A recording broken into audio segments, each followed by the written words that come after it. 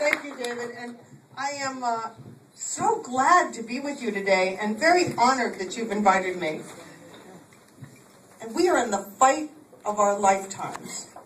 Our freedom, our constitutional rights, our values, and our American way of life are under attack. And we have to take our government back now, before our American way of life is gone forever. And that's true. That's not good for us here. And now right here, this Obama health law shreds your constitutional rights.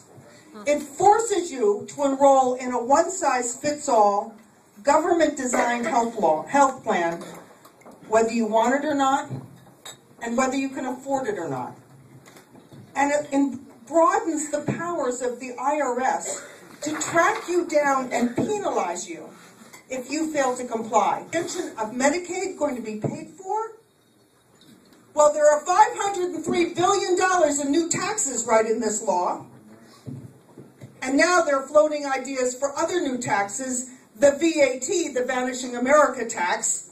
Oh yes, you're going to hear a lot about that. Don't add up. It's going to mean fewer hip replacements, fewer knee replacements, fewer bypass surgeries, fewer angioplasties, fewer cataract operations.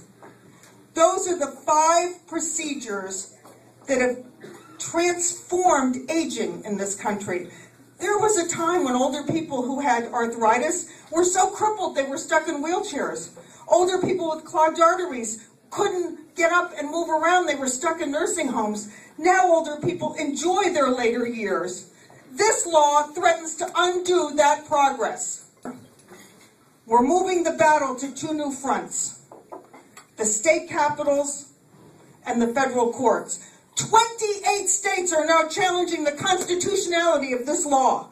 28 began handing out waivers to some companies and some unions, exempting them from the very law the rest of us are compelled to obey. There is a better way. There is a better way to help those who cannot afford health insurance. The Congress should have taken this 2,700-page bill before it became a law and put it in the paper shredder and given us a 20-page bill. A 20-page bill in plain, honest English. A 20-page bill that members of Congress would actually read before they voted on it. A 20-page bill so you can't slip in those exemptions, those Cornhusker kickbacks, those bribes to get members of the Senate to vote for it. 20 pages ought to be enough. The framers of the United States Constitution established the entire federal government in just 18 pages. 20 pages to fix what's broken in the health insurance system and to leave the rest alone. Or should I say, to leave the best alone.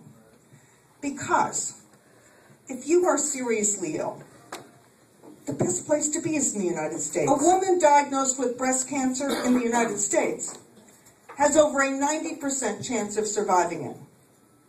In Europe, her chances are less than 80%. You do the arithmetic. That means she's twice as likely to die from it. A man diagnosed with prostate cancer in the United States has a 99% chance of surviving it. It is not a death sentence here. But in Europe, 1 out of every 4 men diagnosed with prostate cancer dies from it. And if we have a president who has turned the rule of law into rule by waivers and cronyism, a president who does not respect the limits on government expressly provided in the greatest document ever created by man, the United States Constitution. He is degrading our constitutional values as he downgrades our economy. We Republicans, we're not the party of no. To the contrary, we're the party of grow. We are growing liberty. We are growing opportunity. We are growing jobs. We're growing a future for this country. So let's make that commitment right now to ensure that we choose candidates who are devoted to these values, who will expressly pledge to fulfill these goals, and who will help us take back our government before our American way of life is lost forever. This is the fight of our lifetimes. Let's get to work. Thank you.